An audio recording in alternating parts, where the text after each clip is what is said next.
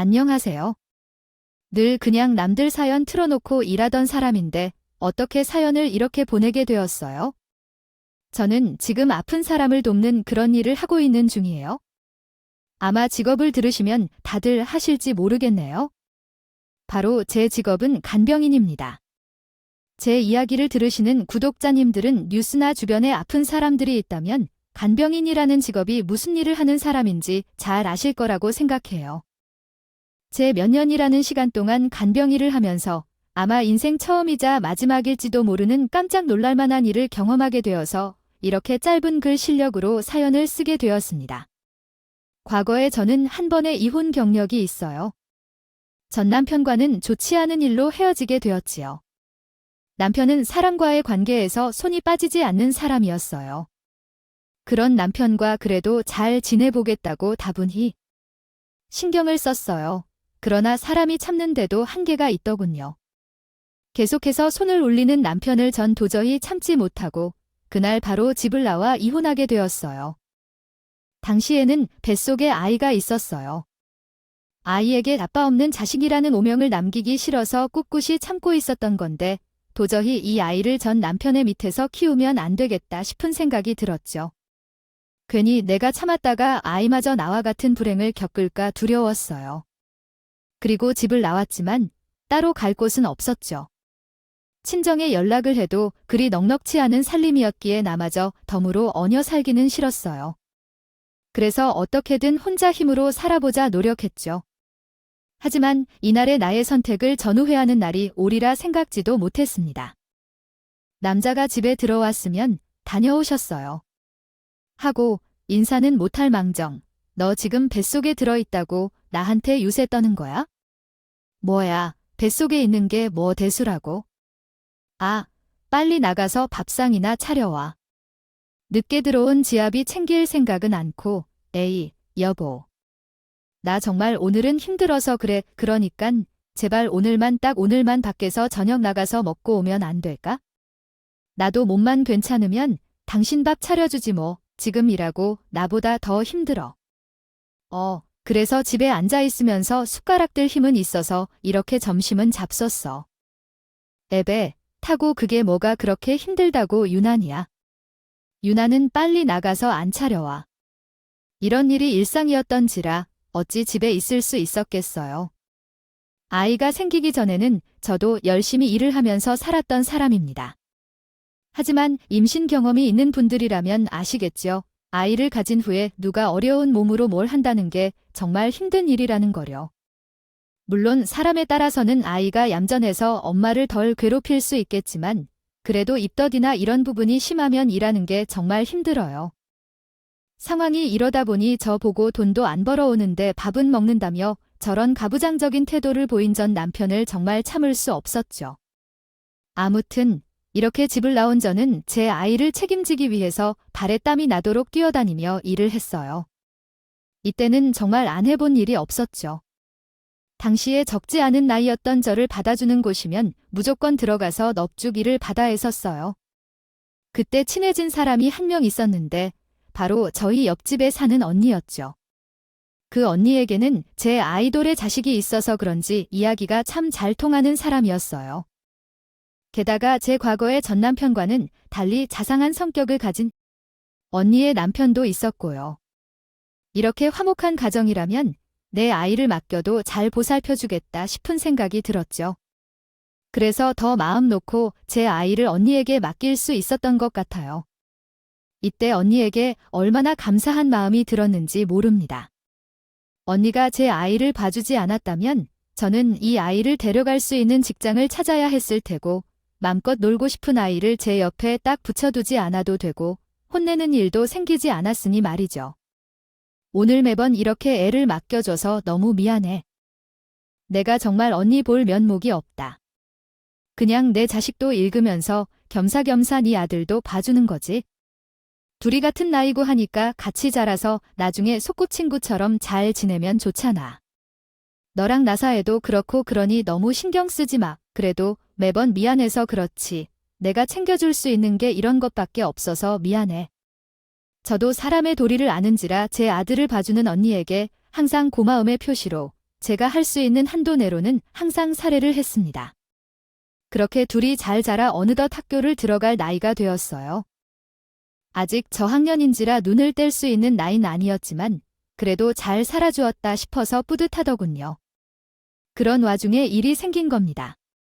그날은 언니가 가족 모두와 외식을 하러 나간다고 말한 날이었어요. 전 어김없이 일을 하러 일찍부터 나갈 준비를 마친 상태였죠. 오늘 우리의 생일이라서 말이야. 식하려고 하는데 지은이랑 같이요. 근처에 백화점 가도 되니 멀진 않아. 괜히 우리 애만 맛있는 거 먹이고 그러면 내가 영 기분이 찝찝해서. 오늘 벌써 영진이 생일이던가요? 나중에 올 때 선물이라도 하나 사서 들어와야겠네요. 저야 지훈이도 데려가서 맛있는 밥 사준다고 하니 고맙죠.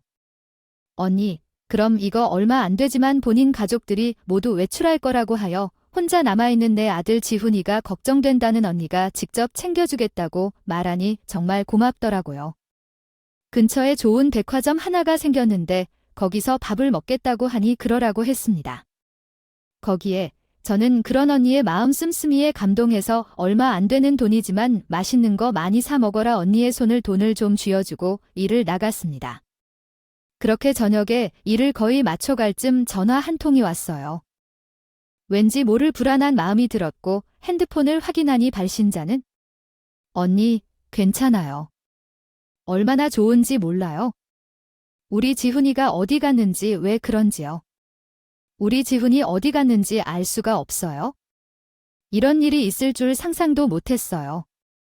정말 미안해요. 지훈이가 어디 갔는지 몰라요. 사라졌어요. 몇 시간째 찾고 있지만 소식이 없어요. 경찰에 신고했지만 그리고 미화방송에도 부탁했어요.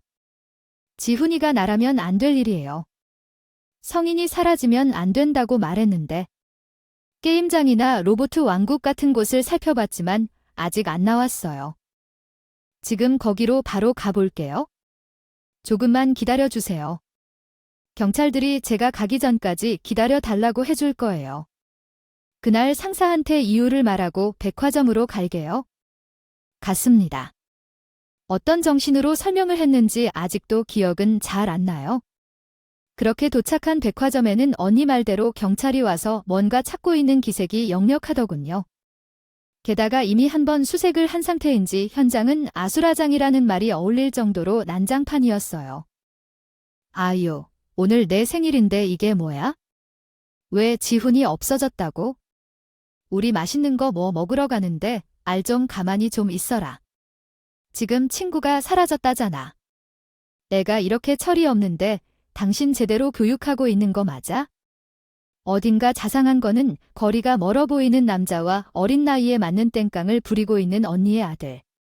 언니의 발밑에서 바짓가랑이를 붙들고 울고 있는 애를 언니는 겨우 달래고 있었고 자상하다는 그 남편은 애 앞에서 담배를 뻑뻑 피우면서 귀찮다는 내색이 역력하더군요. 언니는 이내에 내가 도착한 걸 발견했고 자기 가족들을 제쳐둔 채 바로 제게 달려와서 매달려 울더군요. 정작 지금 울고 싶은 사람 바로 저였는데 말이죠. 내가 다 미안. 내가 잘못해서 치훈이가 내가 어떻게 해줄까 이러다 우리 지훈이 못 찾으면 어떡하냐고. 언니, 일단 진정해. 일단 진정하고 경찰 선생님들 믿고 기다려보자. 우리 지훈이가 그렇게 약한 아이로 나 키우지 않았어요. 내가 정말 강하게 키운 내 아들이라고. 어딘가 조금 이상해 보이죠? 당시엔 이게 이상하다는 기운도 못 느꼈어요. 내 아들이 사라졌다는 생각에 정말 정신이 없었으니까요. 전 그 자리에 주저앉아 언니처럼 울음을 터뜨리고 싶었지만 꼭 눈물을 삼킨 채 기다려달라는 경찰들을 믿고 기다렸습니다. 하지만 한 달이 지나고 두 달이 지나도록 지훈이의 소식은 들려오지 않았어요. 전 더 이상 경찰만 믿고 기다려선 안 되겠다는 생각에 발에 땀이 나도록 전단을 만들어 사람들에게 나눠주고 다녔습니다. 이 중 어느 누구라도 내 아들의 모습을 본 사람이 있을 것이라는 그런 믿음을 가지고 말이죠. 하지만 몇 년이 지나도록 제 아들의 소식은 찾을 수가 없었어요. 그동안 정말 있는 노력 없는 노력 다 했습니다. 전국 팔도를 돌아다니며 내 아들을 찾았고 있는 신없는 신가리지 않고 유명하다는 점쟁이를 찾아다니면서 제발 내 아들을 돌려주세요 하면서 기도했죠. 그렇다고 제 아들이 제 옆으로 돌아오지는 않았지만요. 아들이 제 옆에 없다는 사실 하나만으로도 제가 사는 세상이 전부 무채색으로 보이는 느낌이었어요. 주변 사람들은 항상 발돈체가 이런 모습을 보이자 어떻게든 힘이 나게 해주겠다면서 많은 일을 해주었지만 그 무엇도 제 마음을 달랠 순 없었습니다. 그런 제 모습을 보면서 힘들어한 것은 매번 지훈이를 돌봐주던 친한 언니 역시 마찬가지였어요. 매번 찾아와서 제게 미안하다 사과를 하는데 그런 사람한테 어떻게 제가 윽박지르며 화를 낼 수가 있겠어요? 아무튼 그런 허망한 나날이 계속되고 있었는데 아랫집에 사시는 어르신이 하루는 찾아와서 말하더군요. 젊은 것이 벌써부터 왜 그렇게 세상 다섯 눈빛을 하고 그래? 뭐 내가 그렇게 산다고 해서 잃어버린 내 아이가 돌아오기는 한데 잃어버린 것은 잃어버린 것이야. 그냥 잘 살겠거니 생각하고 지내야지. 어르신 말씀 그렇게 하지 마세요. 그래도 제 아이가 어디서 어떻게 지내는지도 모르는데 엄마라는 사람이 어떻게 밥을 잘 먹고 지낼 수가 있어요. 전 그렇게 못해요. 내 자식이 지금 어떤 상황인지 아무도 모르는데 괜스레 어르신의 말에 눈물이 뚝뚝 흐르더군요. 역시 어른들의 지혜란 건 무시할 수 없는 모양입니다. 저는 이 어르신의 말 한마디에 지금까지의 생활이 청산하고 밝은 모습으로 우리 지훈이를 기다리자 결심했거든요. 그래, 우리 지훈이도 어디선가 잘 지내고 있을 거야. 어르신 말처럼 내가 못된 생각하고 있으면 그게 더 지훈이한테 안 좋은 일이 될지도 몰라. 지훈아, 엄마란 사람이 아들이 잘못 지내겠다는 생각만 하고 정말 몹쓸 엄마다. 그치. 내가 당당하게 잘 사는 모습 보여야 너도 마음 편히 잘 살 수 있겠지? 그렇게 했지? 그래서 저는 어르신의 말대로 열심히 살았고 앞만 보고 살다가 어느 순간 옆을 보니 지금의 제 남편을 만나게 되었어요. 남편은 정말 좋은 사람이었어요. 전 남편과는 다르게 안정적인 직장을 가진 것은 물론이고 지금까지 일을 하면서도 모아둔 돈이 제법 많은 그런 사람이었습니다. 회사에선 자기 능력을 인정받고 있었고요. 정말 저로 괜찮겠어요? 전 이미 결혼한 적도 있고요. 이미 아이를 출산한 경험도 있는 사람이에요. 지금은 비록 실종된 상태지만 듣자 하니 결혼은 처음이시라고 아이고 좋은 사람 찾았는데 그게 뭐 되십니까? 당신 정도 되는 사람 만나려면 그 정도는 감수해야죠. 아, 그리고 저 이미 소개해준 사람한테 다 전해 들었습니다. 알고도 이 자리에 나온 거고요. 제발 그런 걱정은 하지도 마세요. 제가 미안해서 그래요? 정말 좋으신 분 같은데 저 같은 사람한테 얽매여서 저처럼 안 좋은 일들 겪으실까봐. 전에 들으셨다면 제 각오가 얼마나 불행했는지 잘 아시잖아요. 도전이 왜 그게 전부 당신 탓에 생긴 것 같이 느껴지나요? 일이라고 하는 거예요? 어차피 과거는 이미 지나간 일이에요. 게다가 불행을 피하는 건 사람의 힘으로 노력한다고 해서 될 일도 아니죠. 그러니까 그런 거 다 접어두고 저랑 진지하게 만나보고 결정하시죠. 정말 좋은 남자죠. 이런 말을 무려 저는 첫 만남에서 들었답니다. 강단이 있는 이런 남자에게 끌리지 않을 여자가 얼마나 있을까요? 전 그렇게 남편과의 짧은 연애를 하게 되었고 계속되는 결혼 요구에 재혼을 승낙할 수밖에 없었습니다. 저는 그렇게 다시 만난 남편과 가정을 이루게 되었고 다시 아이를 가지게 되었어요. 이번에는 지훈이와 다른 딸아이였죠. 이렇게 두 번째 아이를 낳을 때까지도 우리 지훈이의 소식은 들려오지 않았어요. 하루는 남편이 제게 말하더군요. 여보, 이쯤 되면 이제 주연이를 보내줘야 하지 않겠어? 당신이 지금 찾는다고 해도 이미 다른 집에서 모든 과거를 잊고 잘 자라고 있을 수도 있잖아. 이제 당신도 당신 삶을 찾아야지. 언제까지 그렇게 과거의 망령처럼 얽매여서 지낼 거야? 아니야. 우리 지훈이 엄마가 찾길 애타게 기다리고 있을 거라고. 당신도 다른 사람들처럼 우리 치우니까 죽었다고 생각하는 꽃에 내가 지금 그런 말을 하는 게 아니잖아. 그리고 생각해봐야 지금 애를 못 찾은 게 아니 벌써 10여 년도 더 지났어. 이제 그만 놓아줍시다. 지훈이도 그걸 바라지 않겠어? 이날 저는 남편의 품에서 어찌나 울었는지 모릅니다. 어렴풋이 우리 지훈이가 이미 이 세상에 없을지도 모른다는 생각을 했던 적이 있었거든요.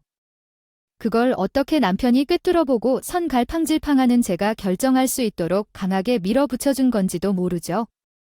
아마 그럴 거라 생각해요. 남편은 그런 자상한 사람이었으니까요. 그래서 전 결심했습니다.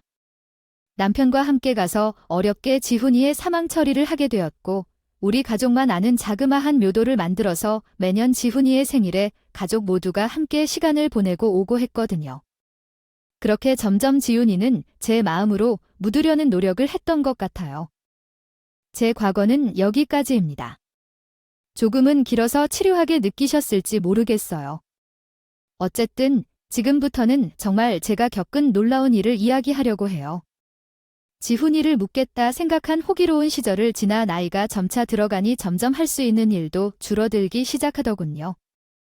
배움의 문턱이 높아 얼마 배우지 못했던 제가 할 수 있는 일은 없어지기 시작했고 받는 임금도 예전과 달리 차이가 나기 시작했어요. 그렇다고 마냥 남편에게만 기댈 수 있는 상황도 아니어서 부랴부랴 괜찮은 일자리를 찾아 나서기 시작했죠. 그렇게 접하게 된 일이 바로 처음에 말했던 제 직업, 간병 일이었어요. 아는 사람이 제가 괜찮은 일자리를 찾는다 하니 정보를 주더군요. 그 정보로 자격증을 따고 바로 일을 시작할 수 있었어요. 때로는 버거운 일이 많았지만 어떻게든 꾸역꾸역 일을 해서 몇 년이라는 경력을 만들 수 있었죠. 그러다가 어떻게 이번 간병 일을 맡게 되었어요. 간병 일을 그렇게 오래 했는데 이번에 지인에게서 받은 곳은 외관부터 범상치 않은 곳이었습니다. 처음에는 무슨 기업 회장님이라도 되나 싶은 의리의리한 대적택에 기가 눌렸었죠. 하여튼 이렇게 내가 일을 열심히 오래 하고 있으니 아는 지인들이 점점 많아지고 이런 식으로 좋은 일자리를 서로 소개해 줄 수 있었던 것 같아요. 그리고 말이죠. 제게 이 대저택 회장님 간병 일을 맡긴 사람도 저랑 정말 친한 지인이었습니다. 언니, 내가 정말 좋은 자리 하나 소개해 줄까 하는데 시간이 있어? 왜 언니도 알지? 내가 간병한다던 그 의리의리한 대저택 회장님 말이야. 그분이 나이에 비해서는 엄청 인자하시고 좋은 분이시거든. 다만 젊은 나이에 벌써 건강이 안 좋으시던 게 문제지만. 어머, 젊은 사람이 벌써부터 그리 안 좋대. 그런데 왜 그런 자리를 나한테 넘기려고 자기가 직접 하는 게 더 좋지 않아 괜히 나한테 양보하고 그러는 거 아니지? 아휴, 그게 말이야. 나도 웬만해선 그냥 그 일 계속하고 싶은데 그 집 사모님이 워낙 별나서 말이야. 나랑은 성격이 너무 안 맞는 것 같아서 감당을 못 하겠더라고요. 그런데 문득 드는 생각이 언니랑은 잘 맞을 것 같은 거야. 그래서 내가 이렇게 언니한테 이야기하는 거지. 얘는 너도 힘들다는 자리를 나한테 왜 넘기려고 그래? 그러지 말고 그냥 꾹 참고 거기서 더 일해봐. 거기 볼 수도 꽤 괜찮다 하면서 아휴, 내가 정말 보수 때문에 지금까지 참고 일한 거야? 이러다 회장님이 아니라 내가 병 생기겠다니까. 그리고 내가 진짜 좋은 자리라서 언니한테 이렇게 말하는 건데 나 조금 섭섭해. 언니, 게다가 저번에 돈 좀 필요하다고 그랬잖아. 그 생각이 이렇게 말해주는 건데 얘는 뭘 섭섭하지 해? 그래네, 마음 충분히 알았어.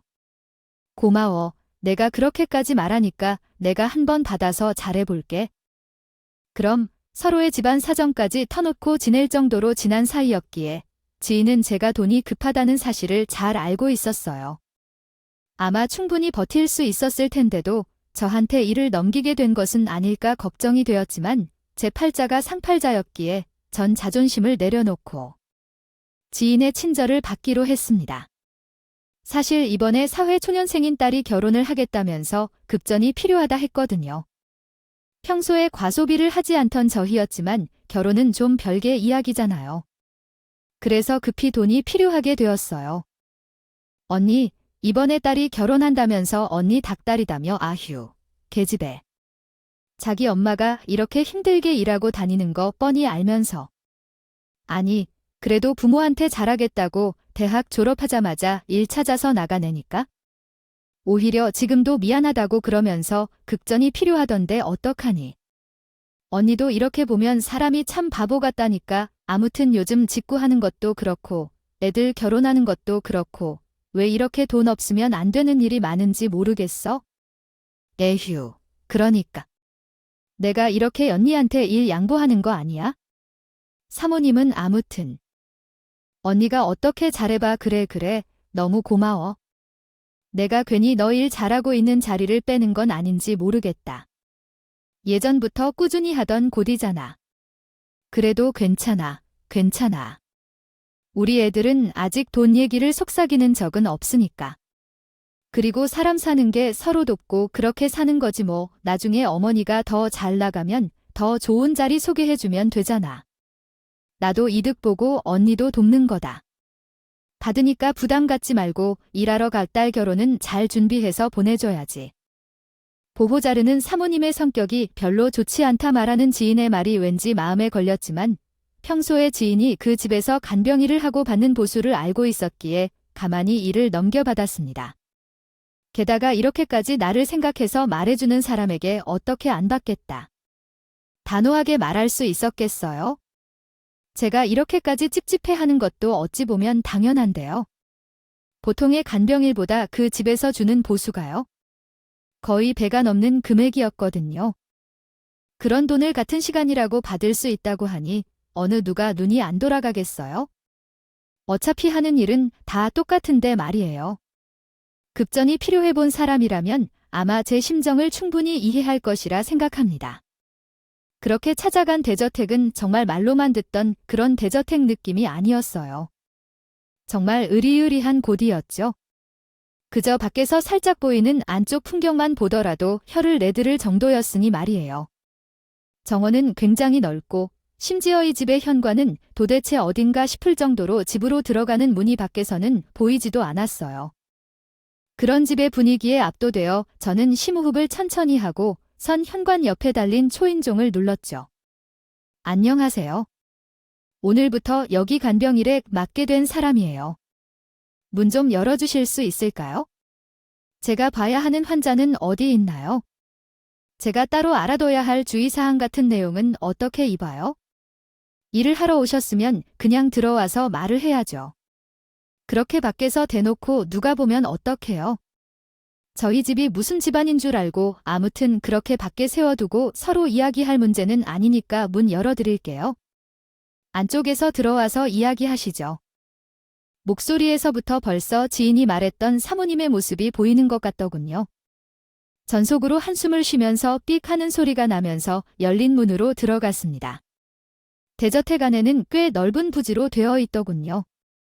저 멀리 집 현관이 보였는데 그곳까지는 꽤 걸어가야 하더라고요. 가는 길이 그렇게 심심하지는 않아서 좋았습니다. 회장이라는 사람이 정원에 꽤 많은 곳에서 앉아 계신 모습이 보이더군요.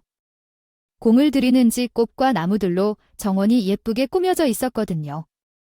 전 그런 사모님의 재촉에 내내하면서 쫄쫄 뒤를 따라갔고 현관문을 열고 들어가니 넓은 거실이 먼저 제 눈에 들어왔습니다. 회장이 젊은 사람이라고 하더니 취미도 굉장히 다양한 모양이더군요.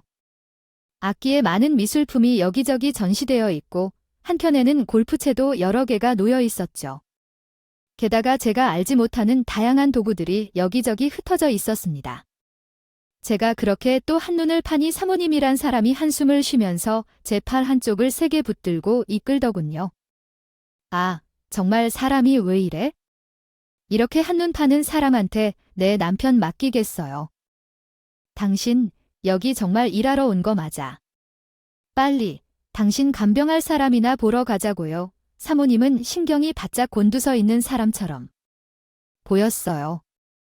이런 될 걸, 같은 집에서 살아도 걱정 없이 사는 것은 아니구나 싶은 생각이 들면서 다시 회장이라는 사람이 있는 방으로 향했죠. 밖에서도 정말 큰 곳이구나 싶었는데 안에 들어오니 그 크기가 실감이 되더군요. 서재를 지나 도착한 대궐 같은 안방에는 젊은 한 남자가 침대 위에서 가만히 누워 있더군요. 이미 누군가 다녀갔는지 한쪽에는 링거를 맡고 있는 사람이었습니다. 건 아니니까 사모라는 사람은 제가 방금까지 보인 모습에 믿음이 가지 않는다 생각했는지 방을 나갈 때까지도 계속 힐끔힐끔 쳐다보고 나가더군요. 기분은 찝찝했지만 어쨌든 일이다 생각하고 침대에 누워있는 회장이란 사람을 보기 위해 다가갔습니다. 하지만 저는 회장이라는 사람을 보고 내 눈을 의심할 수밖에 없었어요. 왜냐하면 거기엔 지금까지 죽었다 생각하면서 살았던 내 아들과 닮은 사람이 누워 있었거든요. 제가 아들이랑 의심하게 된 연유는 바로 아들에게 있는 특징 때문이었습니다. 제 아들 지훈이는 특이하게도 얼굴에 역삼각형처럼 점이 있는데 그게 하필이면 가릴 수도 없는 볼에 있어서 그것 때문에 학교에서 놀림받는다면서 시무룩한 적이 한두 번이 아니었거든요. 그런데 그런 점이 있는 누워있는 회장이라는 사람 얼굴에도 똑같이 있는 건 아니겠어요. 점이라는 게 살다가도 생기곤 하지만 이렇게 특이하다면 회장이라는 직책이 있는 사람이라면 지우지 않았을까 싶은 생각도 드는데 가만히 놔두었다는 건 그러나 지금 당장은 아무것도 알 수 없었기에 내 아들처럼 여겨지는 이 회장이라는 사람을 아주 잘 돌봐드려야겠다는 생각뿐이었어요. 그런 생각과 한 달이 지나고 두 달이 지났을 무렵 회장이란 사람을 돌보며 저는 조금 특이한 사실을 알았습니다. 큰 회사를 운영하는 이 회장님이라는 사람이 실제로는 자기가 입양된 사람이라 말하더군요. 두 달이란 시간에 저한테 정이라도 들었는지 자기 이야기를 덜컥하는 회장의 말에 전 심장이 두근두근 뛰었어요. 제가 어렸을 적이 어렴풋이 기억나고 있습니다. 사실 전 입양된 사람이거든요. 그래서 그런지 친어머니가 정말 저한테 잘해줬는데도 새로운 가족에게 쉽게 정을 붙이기 어려웠죠. 어린아이로서 많이 울었던 것 같아요. 심지어 외국인이라 말도 제대로 통하지 않았으니까요. 이 입양하여 그럼 이전 친어머니는 기억이 전혀 안 나시는 건가요? 얼굴이나 특징 같은 것들이요? 글쎄요. 하도 오래전 일이라서 말이에요. 아무튼 새 가족이랑 친하게 지내고 싶은데 얼마나 어려웠는지 몰라요. 문화도 전혀 달랐으니 어릴 때 배웠던 예절은 다른 점이 너무 많았죠. 아마 나한테 잘해준다는 그런 기색을 느끼지 못했으면 한참 엇나갈 뻔했어요. 어머나, 그런 일도 있으셨군요. 그런데 어쩌다가 친부모님이랑 헤어지게 되신 거예요? 그때가 아마가 초등학교에 들어갔을 무렵이었어요. 하도 오래돼서 기억이 가물가물하긴 하지만 옆집 친구라는 애가 생일이라는 소식에 그 가족과 같이 외식을 나갔던 것 같아요. 그런데 그들이 나를 놓고 어디론가 사라졌고 저는 불안감에 다시 집으로 돌아오고 싶었지만 근데 집을 찾아갈 수 없었죠. 회장이란 사람과 예전 이야기를 하면서 전 순간 아들이 사라졌던 때 일이 떠올랐어요. 회장님의 입에서 나오는 이야기는 어디서 많이 듣던 그런 이야기였으니 말이에요. 집을 찾겠다 나서서 못 찾고 그렇게 거리를 배회하고 다녔는데 어떤 성인 남자가 덥석 제 손을 잡고 어느 시설에 데려다 주더군요. 아마도 저를 길 잃은 고아라고 생각했던 것 같아요. 그리고 지금의 부모님을 만나게 되었죠. 아, 네, 그러셨구나. 그래서 뒷이야기는 어떻게 되셨나요? 제 가족을 만나기 전까지는 괜찮으셨던 건가요? 그 고아원이라는 곳에서 주변 어른들이 붙잡고 계속 말했죠. 나한테는 엄마가 있다. 나는 귀를 잃었다. 엄마를 찾아가야 한다.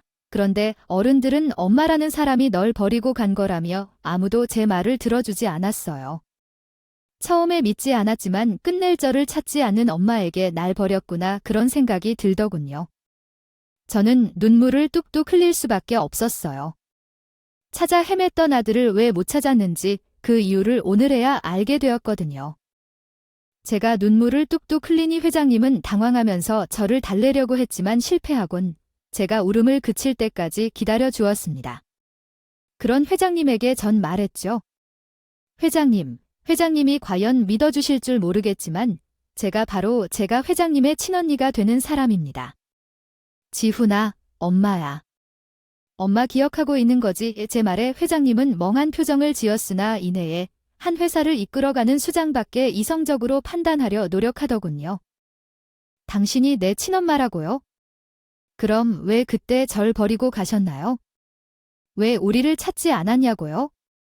당신 말이 사실이라면 일단 저랑 친자 검사라도 하러 가요.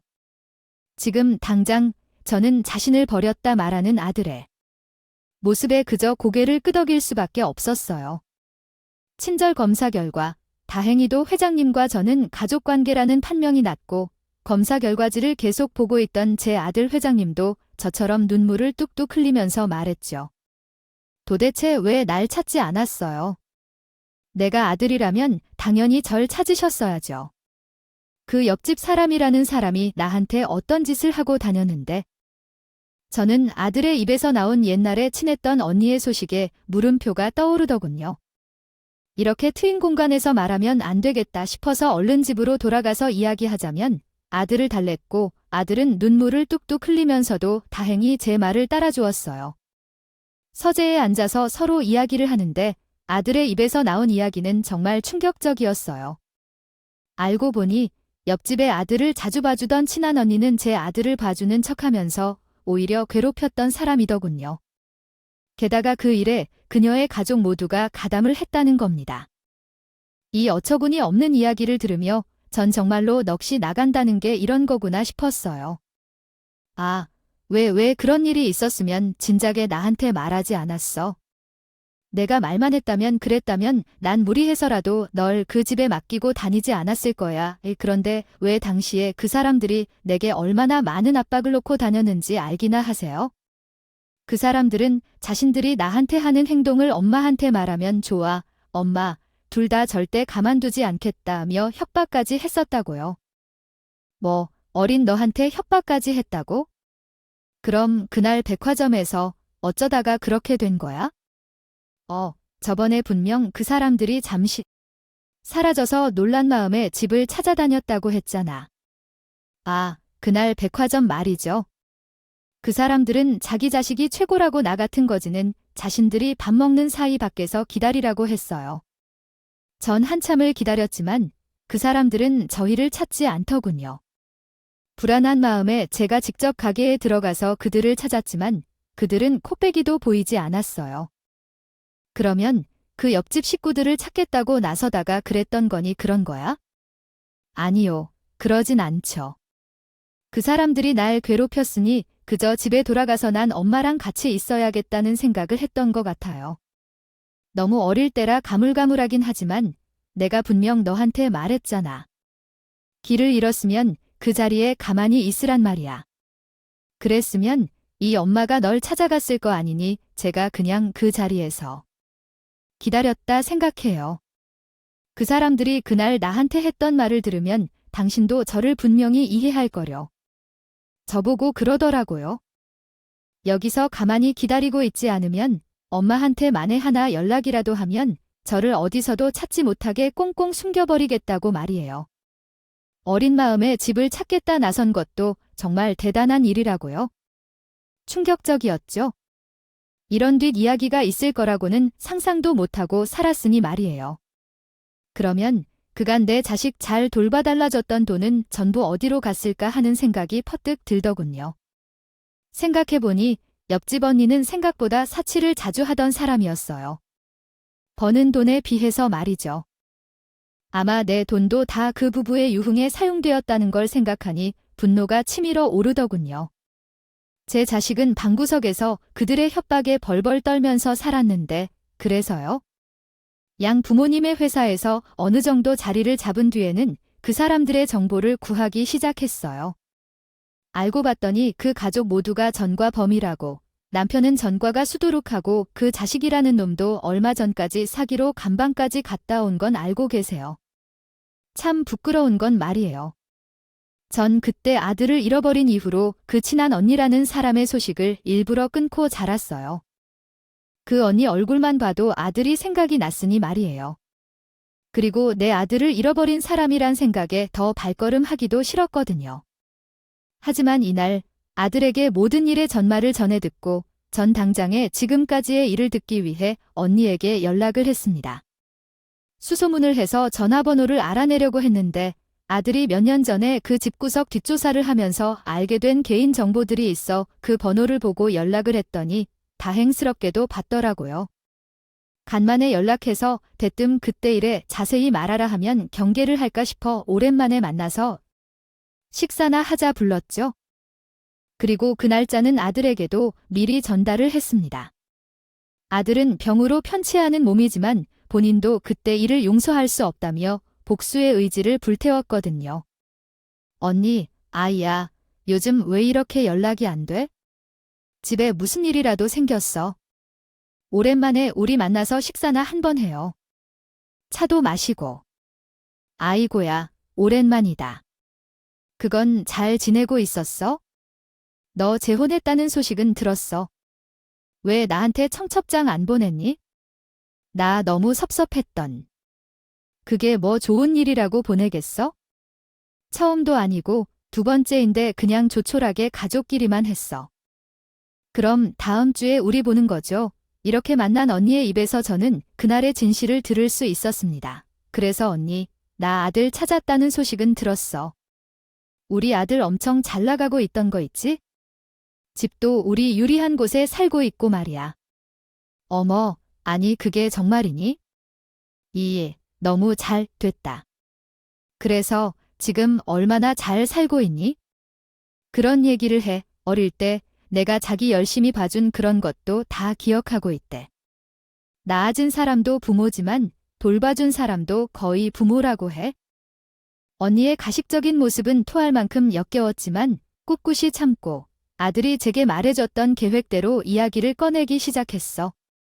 그래서 말이야, 언니가 요즘 뭐 큰 사업하고 있다던데? 아니, 그건 어떻게 하는 거야? 내 아들이 나를 만난 게 너무 반가워서, 나한테 좀 준다고 하잖아. 아니, 너가 그건 어떻게 알았어? 그 옆집 주저비가 말했구나. 별건 없고, 내가 너 오랜만에 연락 와서 이미 좋은 소식 들려주려고. 안 그래도 관련된 내용들 가지고 왔지? 여기 서류 보면 알 거야. 간단히 투자만 하면 부동산으로 큰 돈 벌 수 있다는 내용이야. 어머, 그게 정말이야? 그럼 어느 정도? 투자하면 수익을 볼 수 있는 건데, 얘는 돈은 클수록 좋겠지. 이런 정보 아무한테 알려주는 거 아니다. 너 어때? 나랑 여기 지금이라도 보러 갈래? 나 그렇게까지 투자할 만큼 돈은 없어. 그래서 말인데, 뒤 좀 돌아볼래? 언니, 거기엔 제가 부른 제 아들이 자리하고 있었고, 그런 아들을 알아봤는지? 언니의 안색은 창백하게 질려가더군요. 얘가 정말 많이도 컸네. 어릴 때도 참 훤칠하더니 우리 애랑 동갑이었지. 너 어렸을 때 이 아줌마가 얼마나 잘 챙겨줬는지 생각나. 그때 생각나면 이 아줌마한테 해주고 싶은 일도 많을 텐데. 그래, 당신 얼굴 똑똑히 기억해. 어렸을 때 그렇게 괴롭혔는데 잘 기억하고 말고. 어머, 그게 무슨 소리야? 내가 널 괴롭혔다니 듣는 사람들 오해하겠다. 너도 그렇고. 내 자식도 그렇고 잘못했으면 훈육을 하는 게 사람의 도리인데 그걸 아직도 나쁘게 생각했니? 너무 그러지 마. 아줌마도 다 날 생각해서 했던 거다. 그래서 그날 백화점에서 날 버리고 그렇게 가셨나? 잘 살고 있던 사람을 이렇게 이상 가족 마냥 찢어놓고 보니는 잘 살 수 있을 거라 생각했어? 그 뒤로 내가 얼마나 고생했는지 알아. 내가 이 위치에 올라오기까지 얼마나 고생하면서 살았는지 아냐고. 저는 소리 지르는 아들의 상태가 나빠질까봐 걱정이 되었지만 아들은 그런 제 걱정과는 다르게 굳은 마음으로 온 건지 강하게 밀어붙이기 시작하더군요. 당신들 그건 헤쳐먹은 게 정말 많더라. 당시에도 무슨 사기에 폭행해. 당신 남편은 거의 프로 전과 범위 더만. 이번에는 부동산 기획사인가. 그런 일도 꾸몄다면서 그걸 우리 엄마한테도 팔아먹으려 들어. 자, 그럼 이젠 벌을 받아야지. 당신 때문에 인생 망친 사람들 내가 여기로 다 불러왔으니까 알아서 처리하던가 말든가. 아들의 말이 끝나자마자 10명이 넘는 인원이 안으로 우르르 들어왔고 언니의 멱살을 쥐고 흔들기 시작했어요. 언니는 살려달라며 제게 구원을 요청했지만 거짓말을 아무렇지도 않게 뱉는 언니를 도와줄 마음은 없었죠. 간략하게 이야기하자면 아들과 나는 그 친한 언니라는 가면을 쓴 가족들을 용서할 수 없었고 그들이 받을 수 있는 최대한의 벌을 받게 만들자고 계획을 세웠어요. 그래서 그들에게 사기를 당한 사람들을 일일이 찾아 나섰고 대충 10명이 넘는 사람들을 찾을 수 있었던 거죠. 그들은 언니의 소식을 알려준 저와 아들에게 감사의 인사를 전하기도 했어요. 언니는 그날 그대로 경찰서로 끌려갔다고 해요. 그러니 경찰서에서 이 일에 대해 물어볼 것이 있다며 저도 경찰서를 불렀고 전 그날 언니가 제게 내밀었던 부동산 서류들과 이번 사기에 대한 징계를 모두 모아 경찰서로 향했습니다. 이 사람들 좀 말려봐. 왜 이러는지 모르겠다. 이러다가 사고 날 거야, 의야. 그 사람들이 왜 그러는지 모르겠어. 이쯤 되면 사람이 눈치도 채고 그래야지. 어떻게 사람이 그렇게 인간 같지가 않아? 내 자식을 그렇게 괴롭히고 사기치고 다니면서 돈을 벌었으면 이제 그 죄값을 받아야지. 언니라는 사람이 참 심한 범죄를 저지르고 다녔다 싶더라고요.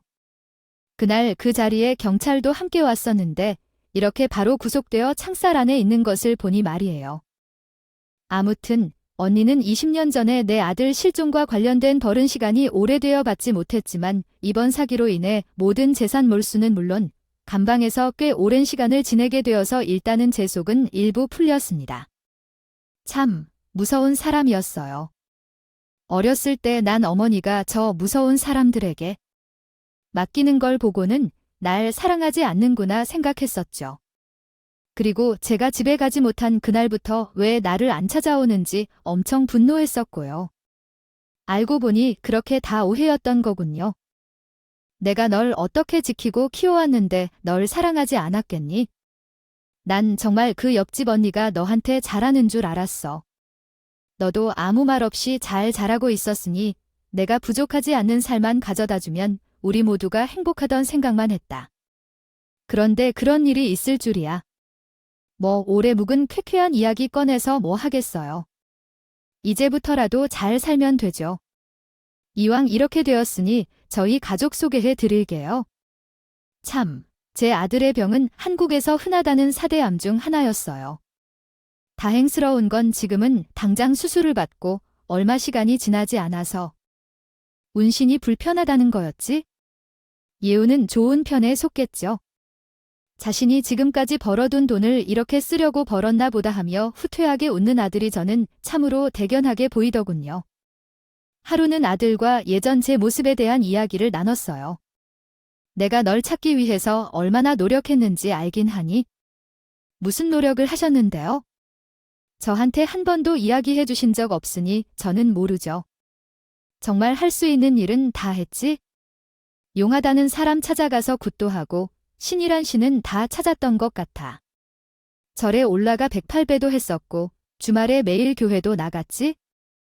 그 와중에 전단도 막 돌리러 천국을 돌아다니고. 정말 절 열심히 찾으셨던 거군요. 전 그것도 모르고. 어머니, 앞으로 시간 많으니까 계속해서 함께해요. 그런데 너도 수선화 좋아하니? 너희 정원에 노란 수선화가 가득 있던데 우리 남편도 좋아해서 자주 나한테 선물해줬거든. 저기, 수선화는 사실 어머니를 생각하면서 심어놨던 거예요. 한국에 오면서 정말 많이 찾았는데 어디에 꽁꽁 숨어서 사셨는지 발견할 수가 있어야죠. 아무튼 다시 한 번이라도 좋으니 엄마라는 사람을 봤으면 하는 마음에 저렇게 심어둔 게 절이 퍼져서 자랐더라고요. 그리고 간절히 바라고 바라면 이루어진다는 말이 지금에서야 이루어졌네요. 며느리를 생각해서 심은 수선화인 줄 알았더니 저를 생각하며 심어놓은 거라고 하니 어찌 마음이 뭉클하지 않을 수 있겠어요. 그리고 아들의 말처럼 간절함은 그 어떤 운명도 거스를 수 없는 것 같아요. 어떻게든 이루어지게 만들어주니까요. 그날은 집에 가서 남편 품에 안겨 펑펑 눈물을 흘려 떨었죠. 아무튼 전 부끄럽지만 다시 찾은 아들에게 경제적인 도움을 조금 얻어서 예전보단 숨통을 트이며 살고 있습니다. 아들이 대저택의 주인이라고 해서 많은 도움을 받았을 거라 예상하신 분들에겐 좀 의아한 결말일지도 모르겠네요. 저는 아들이 힘들게 일군 결과를 제 욕심으로 차지하고 싶진 않았어요. 반대로 아들은 제게 뭐라도 주고 싶어 했지만요. 앞으로 우리에게 남은 시간도 많은데 그 시간에 조금씩 받으면 되지 않을까요? 지금까지 제 이야기를 들어주신 여러분들에게 감사의 인사를 전하고 이만 긴 이야기 줄여보려 합니다. 그리고 마지막으로 간절하면 이루어진다는 명언처럼 여러분들도 간절히 바라는 게 있으면 매일같이 되새기세요. 꼭 원하는 일들 다 이루셨으면 좋겠습니다. 저도 열심히 되찾은 제 아들과 잘 살아보겠습니다. 감사합니다.